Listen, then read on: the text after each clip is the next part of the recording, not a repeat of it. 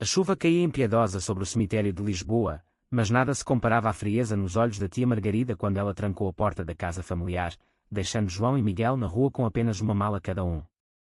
"Vocês não são bem-vindos aqui", gritou ela, enquanto os vizinhos observavam da janela, sussurrando sobre o escândalo que abalara a família conservadora. João, o mais velho, de 22 anos, apertou a mão do irmão mais novo, Miguel, de 18, prometendo em silêncio que sobreviveriam, mas o choque da traição familiar cortava mais fundo que qualquer perda.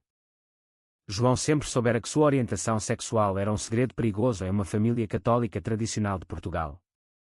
Seus pais, falecidos em um acidente de carro trágico apenas uma semana antes, nunca haviam descoberto que ele amava homens, ou pelo menos era o que ele acreditava. Mas durante o velório, rumores espalhados por primos invejosos revelaram tudo, uma foto antiga com um namorado escondido, encontrada no celular de João. A tia Margarida, ávida por herdar a casa e os bens, usou isso como pretexto para expulsá-los, alegando que pecados como esse contaminam a linhagem. Miguel, heterossexual e inocente, pagou o preço por lealdade ao irmão, recusando-se a abandoná-lo. Nas ruas frias de Lisboa, os irmãos vagaram sem rumo, o peso da rejeição esmagando seus espíritos. João sentia culpa profunda, se não fosse por ele, Miguel ainda teria um teto. "Eu devia ter-me calado, me escondido melhor", murmurava João enquanto procurava um abrigo em um albergue lotado. Miguel, com olhos cheios de determinação, respondia: "Somos família, João. Eles é que estão errados." Mas a realidade batia forte, sem dinheiro, sem emprego, e com o estigma social pairando sobre eles. João arranjou um trabalho como garçom em um café no Bairro Alto, enquanto Miguel tentava terminar o ensino secundário em uma escola pública distante. Os dias se transformavam em uma luta diária contra o preconceito. No café, João ouvia piadas homofóbicas dos clientes, mordendo a língua para não perder o emprego. Em casa, um quarto apertado alugado com o pouco que ganhavam, as noites eram preenchidas por conversas sobre o passado. "Lembra quando papai nos levava à praia em Cascais?", dizia Miguel, tentando resgatar memórias felizes. Mas João lutava com demónios internos, a vergonha imposta pela sociedade portuguesa, ainda arraigada em valores tradicionais, o fazia questionar sua própria identidade. "Talvez eu seja o problema", confessava ele uma noite, lágrimas escorrendo. Miguel o abraçava, dizendo: "Não, o problema é o mundo que não nos aceita." Enquanto isso, a tia Margarida vivia na casa herdada, espalhando mentiras pela família estendida. Eles fugiram por causa de drogas, mentia ela em reuniões familiares, para justificar sua ganância. Mas o karma começava a se manifestar, brigas com os próprios filhos, que questionavam sua crueldade. João, por sua vez, conheceu Pedro em uma manifestação pelos direitos LGBT em Lisboa. Pedro, um ativista de 25 anos, com cabelos cacheados e um sorriso confiante, representava tudo que João invejava, aceitação de si mesmo. "Você não precisa se esconder", disse Pedro no primeiro encontro, em um bar escondido no Chiado. João sentiu um fogo acender, mas o medo o paralisava. A tensão crescia quando Miguel começou a namorar Sofia, uma colega de escola. Sofia, de família liberal, apoiava os irmãos, mas seus pais conservadores descobriram sobre João e proibiram o relacionamento. "Ele é uma má influência", declararam eles. Miguel enfrentou uma escolha: Sofia ou lealdade ao irmão. "Eu não vou te abandonar", disse ele a João, terminando com Sofia em lágrimas. João se sentia um fardo, e isso o levava a noites de insônia, questionando se valia a pena lutar por quem era. Pedro insistia em ajudar. "Venha para o grupo de apoio", convidava ele. João relutava, mas uma briga no trabalho, um cliente o insultou abertamente, o empurrou para lá. No grupo, ouviu histórias semelhantes, rejeições familiares, discriminações no emprego. Pela primeira vez, sentiu que não estava sozinho. Mas o conflito interno persistia. Amar Pedro significaria expor Miguel a mais riscos. A sociedade portuguesa, apesar de leis progressistas, ainda carregava preconceitos profundos em camadas sociais conservadoras. À medida que os meses passavam, João e Miguel construíam uma nova vida. João ascendeu no café, tornando-se gerente assistente, enquanto Miguel ingressava na universidade com uma bolsa parcial. Mas o passado voltava, uma carta da tia Margarida, exigindo que assinassem documentos para renunciar à herança. "É o preço da paz", escrevia ela. João rasgou a carta, furioso. Eles nos tiraram tudo, mas não nossa dignidade, declarou. Pedro se tornava cada vez mais importante. Em um passeio pelo Tejo, ele confessou seu amor. Eu vejo sua força, João. Mas João hesitava, temendo a vulnerabilidade. Uma noite, após uma discussão acalorada com Miguel sobre o futuro, João cedeu e beijou Pedro. Foi um momento de liberação, mas também de medo, e se a família descobrisse? O clímax do primeiro capítulo se aproximava quando Miguel recebeu uma ligação. A tia Margarida estava doente, e pedia para vê-los. É uma armadilha? Questionou João. Mas Miguel insistiu em ir. Na casa antiga, Margarida, enfraquecida, confessou remorso parcial. Eu errei, mas sua escolha é contra Deus. João explodiu, minha escolha é quem eu sou. Saíram dali mais divididos, mas com uma semente de dúvida plantada na mente de Margarida. Os anos seguintes foram um turbilhão de emoções para João e Miguel. Com Pedro ao seu lado, João encontrou forças para se assumir publicamente. Eles se mudaram para um apartamento modesto em Alfama, onde o som dos fados ecoava pelas ruas estreitas, misturando-se às suas próprias melodias de luta e amor. Miguel, agora na universidade estudando Direito, sonhava em combater injustiças como a que sofreram. Mas as sombras do passado persistiam, amigos da família os evitavam em eventos sociais, e João enfrentava discriminação sutil no trabalho. Pedro, ativista incansável, organizava marchas em Porto e Lisboa, e João se juntava, erguendo bandeiras Rainbow contra o amor nas mãos. Estamos mudando o país, dizia Pedro, referindo-se às leis de casamento igualitário aprovadas anos antes. Mas João sabia que leis não mudavam corações. Em uma manifestação, um grupo conservador os atacou verbalmente, voltem para o armário. João, pela primeira vez, rebateu, nós estamos aqui para ficar. Miguel, ao lado, aplaudia, mas internamente temia pela segurança do irmão. A relação de João e Pedro aprofundava, cheia de momentos ternos e conflitos. Pedro queria casar, mas João hesitava, e se minha família nos destruir? Pedro respondia, sua família verdadeira sou eu e Miguel. Mas o teste veio quando Miguel se apaixonou por Ana, uma estudante de medicina de família abastada. Ana aceitava João, mas seus pais, católicos devotos, investigaram o passado e descobriram tudo. Não queremos escândalos, declararam, forçando Ana a escolher. Miguel, dilacerado, confrontou João, porque tudo gira em torno de você. Eu perco tudo por sua causa. Foi a primeira rachadura na Irmandade. João, ferido, questionou sua própria felicidade, valia a pena impor sofrimento aos que amava. Pedro o consolava, o preconceito é o vilão, não você. Mas João mergulhava em depressão, revivendo a expulsão pós-funeral. Ele começou terapia, explorando traumas, a educação rígida, o medo constante de rejeição. Enquanto isso, a tia Margarida se recuperava, mas sua saúde declinava. Seus filhos, vendo a hipocrisia, começaram a questioná-la. Um deles, primo de João, ligou secretamente, mãe errou feio. Quero ajudar. Ofereceu dinheiro, mas João recusou, não queremos esmola. Isso acendeu uma faísca de reconciliação familiar distante. João decidiu escrever um blog anónimo sobre sua jornada, intitulado Sombras de Lisboa. Nele, desabafava sobre amor proibido, família perdida e sociedade dividida. O blog ganhou tração, com leitores compartilhando histórias semelhantes. Pedro o incentivava, sua voz importa. Mas o anonimato acabou quando um jornalista o identificou, publicando uma matéria no Público. Irmãos expulsos por orientação sexual, uma história real. A exposição trouxe fama e ódio. Mensagens de apoio chegavam, mas também ameaças. Miguel, protetor, brigou com João, você nos expôs. Ana, tocada pela história, desafiou os pais e voltou para Miguel. Eu amo você, e seu irmão é parte disso.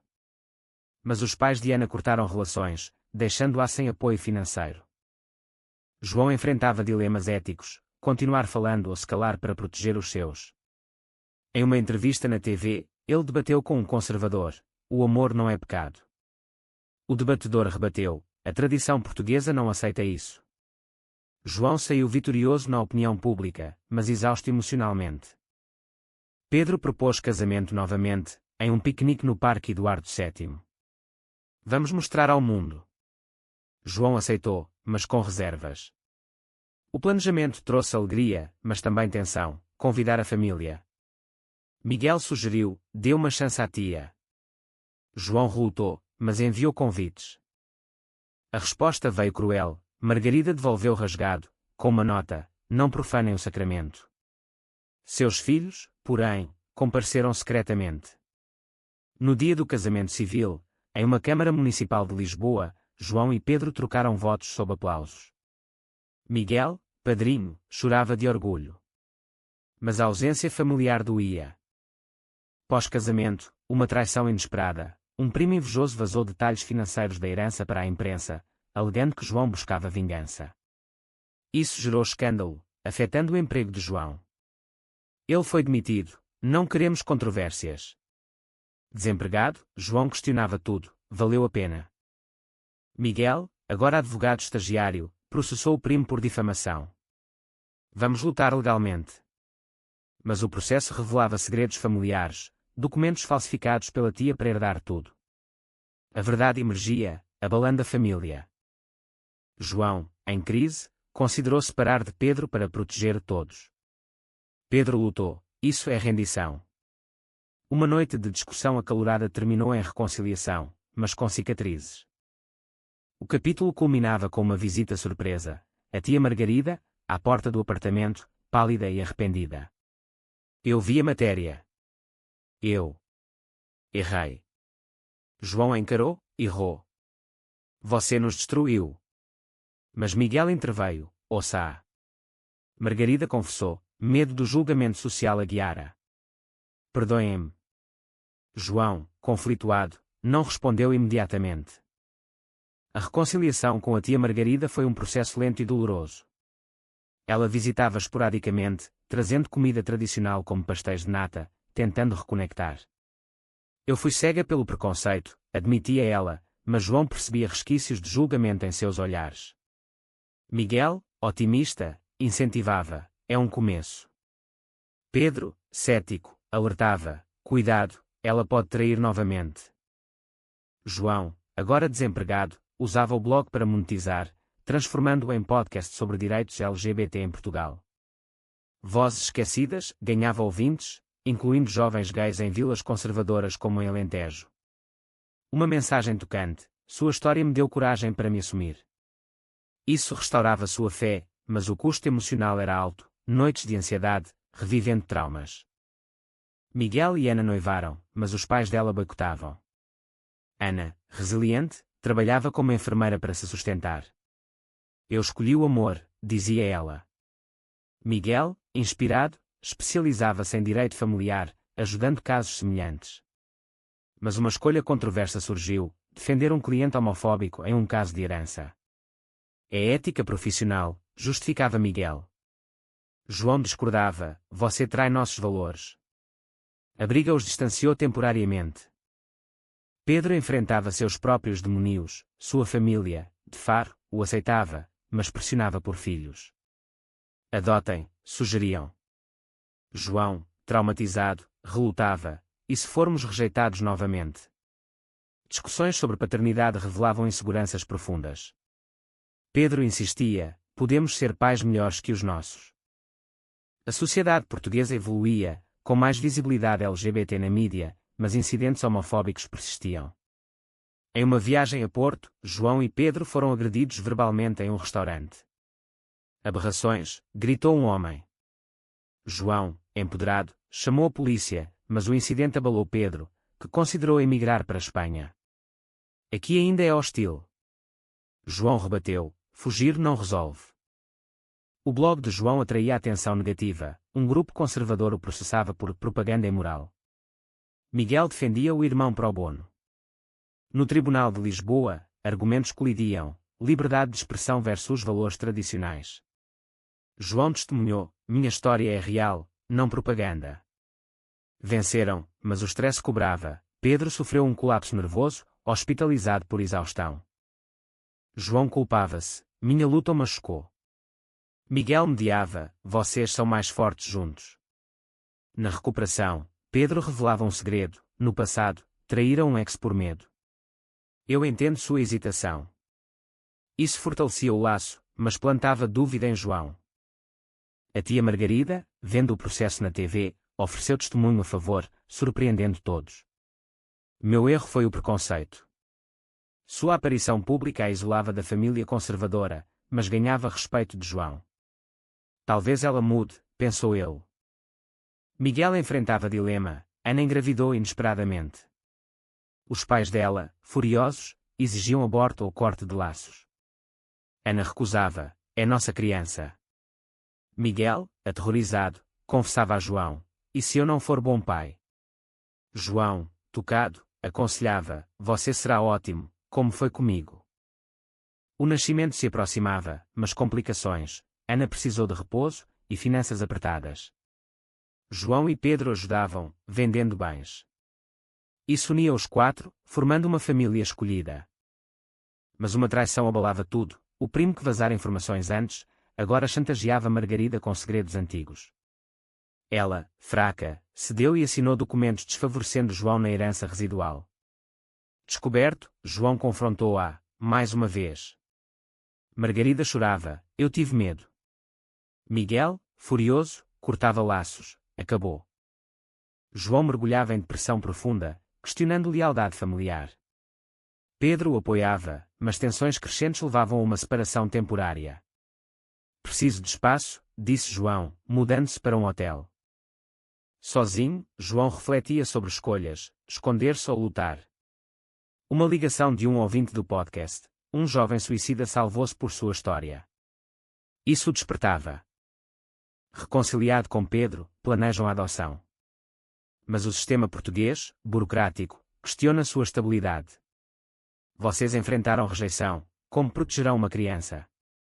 João responde: justamente por isso, seremos melhores. O capítulo terminava com o nascimento do sobrinho, um menino saudável. No hospital, Margarida aparecia, suplicando perdão.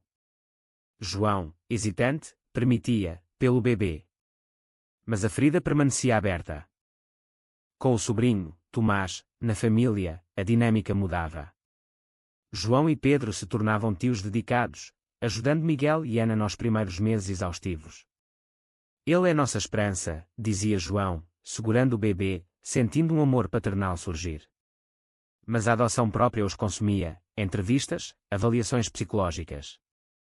Um assistente social conservador questionava: 2 homens podem criar uma criança? João, indignado, argumentava com fatos: estudos mostram famílias LGBT saudáveis. Margarida, tentando redenção, oferecia ajuda financeira para o bebê, mas João aceitava com cautela. Não compre perdão, advertia. Ela participava de terapias familiares, admitindo erros: meu catolicismo me cegou. Progresso lento, mas genuíno. Miguel ascendia na carreira, defendendo casos LGBT proeminentes. Um jovem expulso de casa em Braga. Como nós, comentava com João. Mas sucesso atraía inveja: um colega sabotava, espalhando rumores sobre sua família, desestruturada.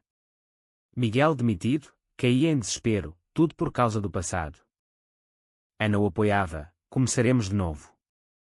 Mas Miguel culpava João indiretamente: sua visibilidade nos marca. Outra rachadura: irmãos discutiam ferozmente. Pedro mediava: o preconceito é o inimigo comum. João expandia o podcast para a Rádio Nacional, convidando especialistas. Uma entrevista com um padre progressista: a igreja evolui, amor é amor. Isso gerava controvérsia, com protestos fora da estação. João recebia ameaças anônimas, forçando proteção policial. Pedro, protetor, sugeria pausar: sua segurança primeiro. Mas João persistia: silêncio é cumplicidade. Essa determinação inspirava, mas isolava: amigos distantes temiam associação. Tomás crescia, e João via nele inocência perdida. Em um parque em Sintra, uma família os olhava torto: que exemplo para a criança. Miguel defendia: melhor que hipocrisia. A adoção avançava, mas um revés: o assistente social recomendava negação, citando instabilidade familiar. João apelava, contratando advogado.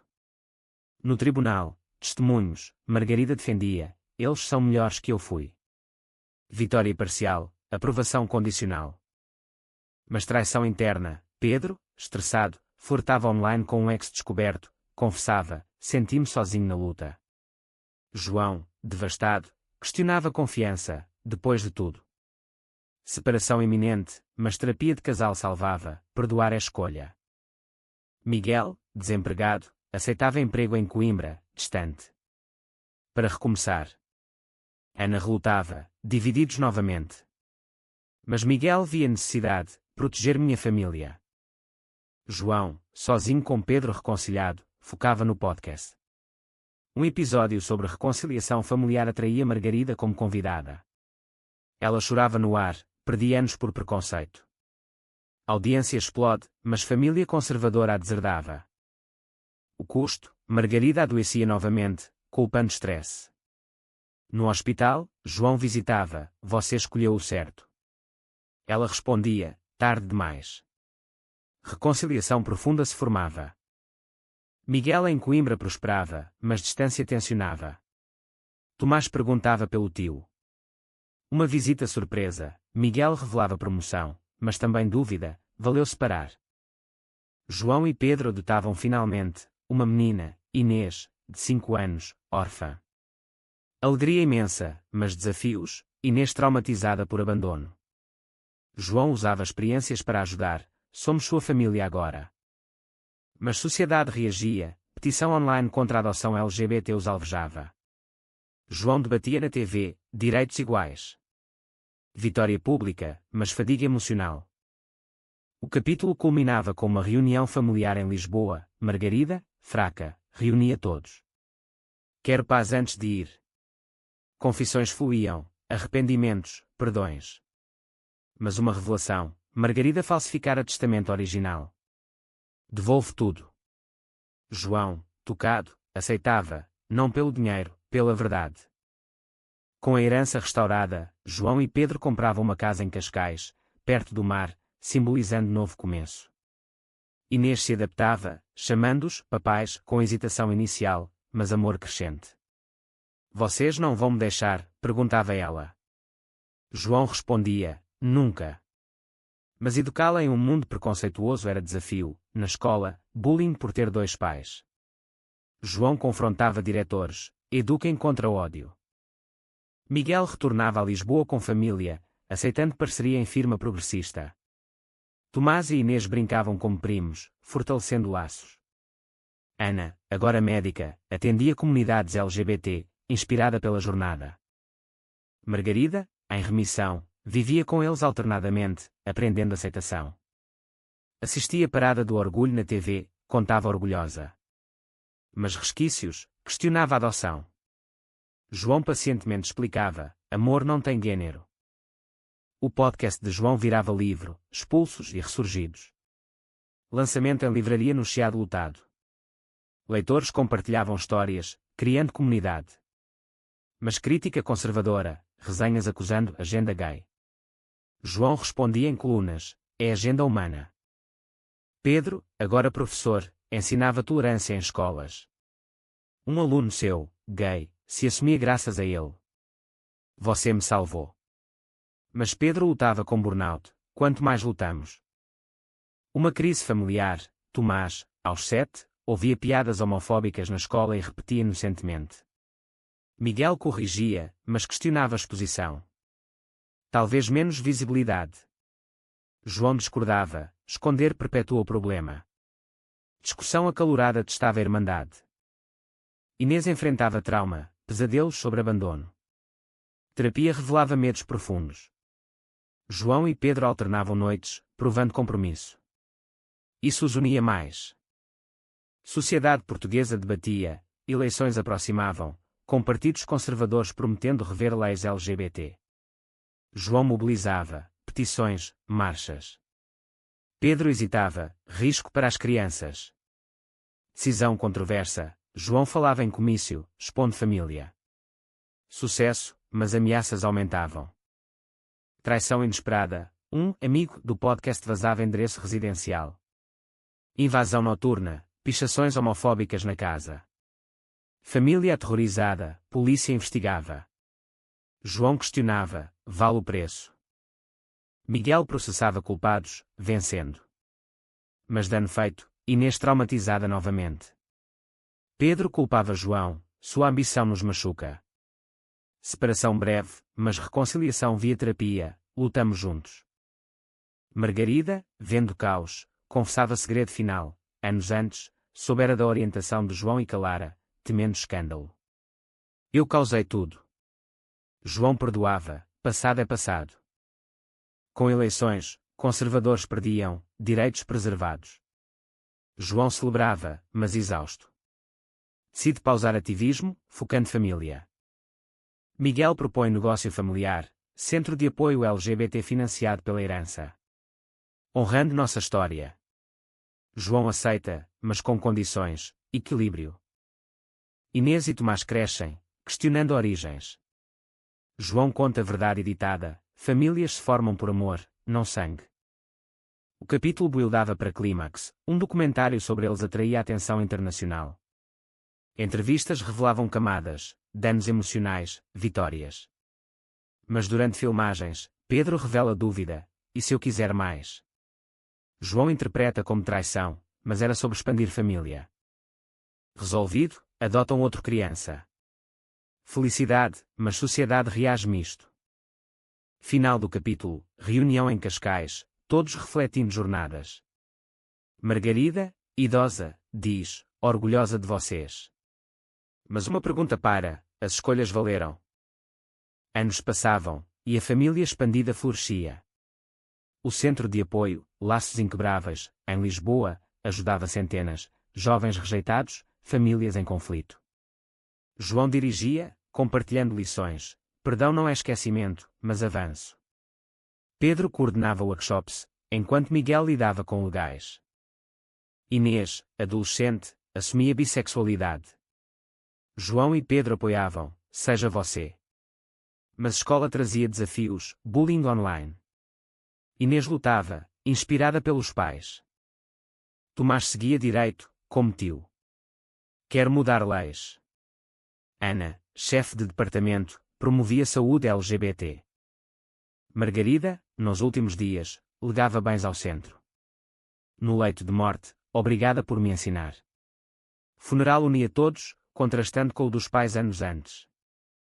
João refletia, a expulsão inicial moldara tudo. Sem ela, talvez vivesse escondido. Pedro concordava, dor forjou força. Mas conflitos persistiam, Inês namorava garota, enfrentando rejeição social. João aconselhava, lute, mas proteja-se. Miguel enfrentava dilema ético, defender empresa homofóbica por dinheiro. Recusava, integridade primeiro. Família aplaudia, mas finanças apertavam. O centro enfrentava oposição, grupo conservador protestava. João debatia líder, ódio disfarçado de tradição. Vitória midiática, mas fadiga. Pedro propunha a aposentadoria, viajar, viver. João hesitava, abandonar a luta. Uma traição final, insider do centro vaza dados confidenciais. Escândalo, privacidade violada. João demite, processa. Mas dano, confiança abalada. Reconstruindo, João escreve segundo livro, Preços do Amor. Reflexões profundas sobre sacrifícios. Família se reúne em Cascais para aniversário de Inês. Confissões, arrependimentos, gratidões. Miguel admite, invejei sua coragem, João. João responde, sua lealdade me salvou. Clímax, ameaça legislativa contra adoções LGBT. João retorna ao ativismo, testemunhando no Parlamento. Minha família prova, amor vence. Lei mantida. Exausto, João questiona, quanto mais pagar? Pedro, até o mundo mudar. A história culmina em momento sereno, passeio pela praia, família unida. João olha o horizonte, pensando em pais falecidos. Eles entenderiam agora. KT Tuc, a narrativa deixa uma pergunta aberta. Foi correto João priorizar sua autenticidade, mesmo ao custo de sofrimento alheio?